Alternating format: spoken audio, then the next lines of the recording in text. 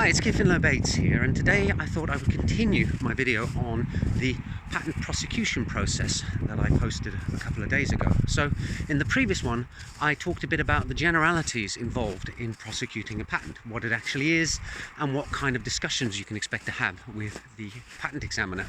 In this one I thought I would look a bit more at what the actual structure of that debate and dialogue is.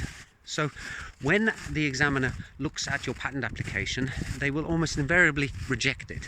And the first rejection is called a non-final rejection. Now, when you get that rejection, you have the opportunity to amend your claims in order to hopefully get the patent into a condition for allowance. And you can also make arguments as to why you think the examiner's perspective and viewpoint is wrong. And you submit those, and then the examiner will review what you've said or what you've written, and usually will then come back with a second rejection.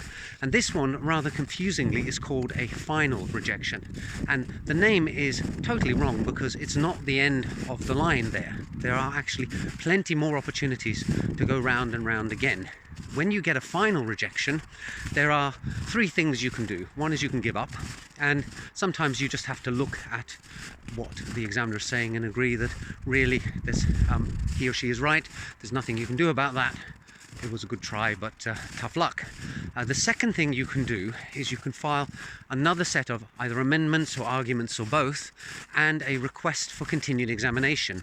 Now this comes with a fee, but you can do this pretty much as many times as you like. So as long as you've got deep pockets, you can keep going in that cycle of non-final rejection, final rejection, request for continued examination, rinse and repeat. So, as I said, final rejection, ignore what the name says, it's totally wrong. And then there is a third thing that you can do, and that is something called the after final consideration pilot, which they keep renewing every couple of years. It's been going for many years now.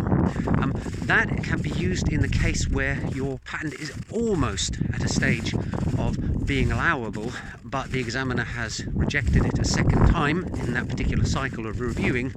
You can then have an interview with the examiner, and if the two of you come to an agreement, you end up in a situation where you make some recommended changes and you submit it under the after final consideration pilot, and then hopefully the examiner will say, yes, this is now good enough, I'm going to allow it, you can have a patent.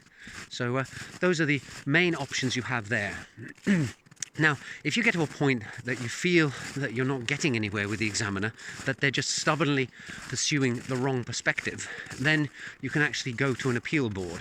But I'm not really going to talk about that because I've actually never got to that stage. I've either had my patents granted, or I've reluctantly had to agree with the examiner that yes, this is a novel or this is an obvious invention.